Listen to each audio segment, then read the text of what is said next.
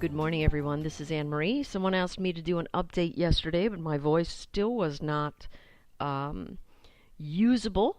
I'm getting over something dreadful once again. Uh, I probably need to go on more vacations. That's what I'm thinking. I'm going to start making that happen pretty soon because I'm tired of getting sick. All right, so let's have a look at what's going on. It's been a long time since I've done one of these, probably 30 days or so, but the song remains the same. We are range bound, and essentially we have been range bound since last year, the end of last year, right? If we look at this level as a breakout space and that as the retest, many of us know this as the S curve. We work together like that. This is the S curve test. We're range bound. This is a very interesting tool here in Motive Wave. It's called RSI bars, and what the RSI bars do is tell us when we are trending, right? When it's good to go long, when it's good to go short, and ultimately when it's good to trim our profits and get out. So that's exactly what these things do in Motive Wave. We'll put a little webinar together. I think a lot of people are pretty excited about this tool. I think it works quite well. Like any tool, you can't use it by itself. I do want to give my general cautionary tale here that reminds you that the market is not the same all the time. And if you are trading in the market, unless you are using neutral or non-directional strategies, you are essentially hoping to buy low and sell high, or sell to open and buy to close. So if that is the case, and you are sitting in a space that is neutral or non-directionless, guess which strategies aren't going to work? Yes, our momentum strategies will give us a very difficult time. So instead of becoming disheartened, thinking that, oh, my strategy didn't work, or so-and-so's strategy didn't work, the market is not the same creature every day, every week, every month, every year. It is a morphing thing, and we cannot expect to trade the same way every single time, because you certainly are not going to think about the most I'm going to say the word difficult. Maybe I don't mean difficult, but think about the most difficult person for you to manage in your life. Do you get to come to them all the time about exactly what you need whenever you need it? The answer would be no, right? You have to treat them a certain way in a certain space, and back off when you need to back off, and move forward when you need to move forward, right? Every single one of us has people like that in our lives. Guess what? The market's the same way. And you cannot use the same strategies day in, day out, and think you're using the same systems day in, day out, and get yourself superior results. That's why automated systems break down over time, and they constantly need tweaking. That's the nature of the game. So as a trader, if you get frustrated because you go, well, that's not working, it's not working because the market is in a different type of rotation. That being said, let's hop into the day. We are very range bound. We're going to look at an hourly chart. Holding back a gigantic cough here. So here's what we've got. All right. Look at these candlesticks. These RSI bars really are beautiful. So if we're looking at even an hourly chart, what are these candlesticks in general telling us? We might have a little bit of momentum, but we don't have a lot, and we are definitely not in a trending space.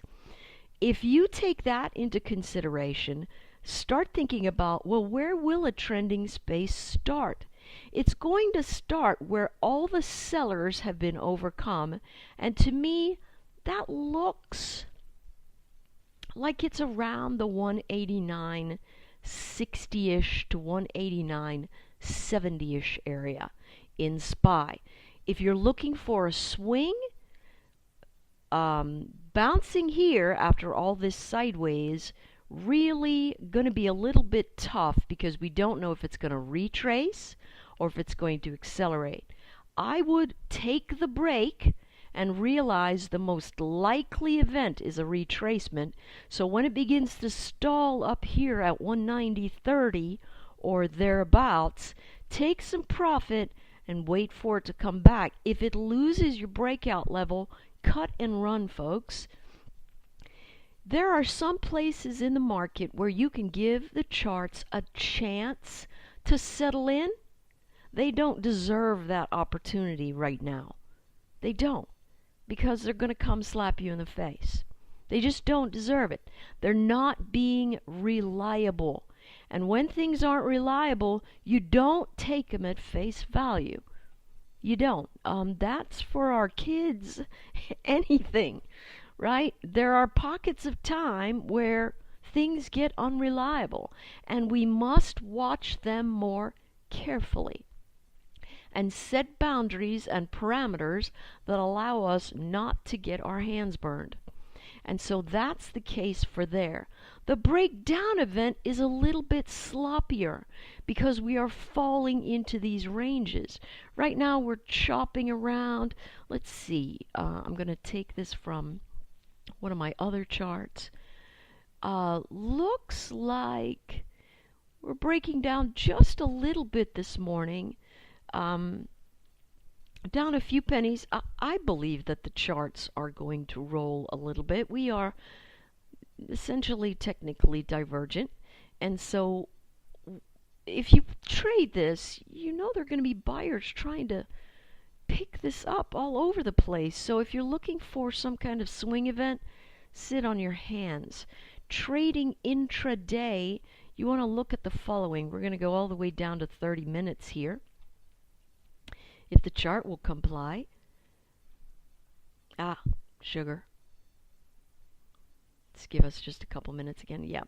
All right, so here we are. We've got to wait for it to rotate over. We really do not have a good shot at any kind of short continuation until we lose 187.59. Now, here's an interesting thing you can also do. And listen, I don't have time to go through the IWM and the Qs and all of that.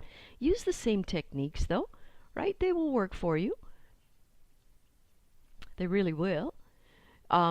If you draw a trend line holding the base of this and you watch that come out of this mess, you could step in front of that at 187.88.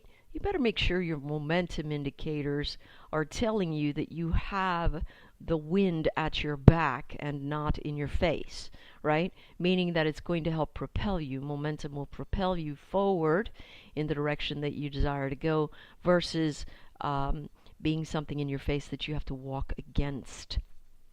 So you can take care of that. So those numbers, again, 187.86, 189.60ish, something like that. If you're looking at intraday, you've got sellers all the way up to 189.18 or so.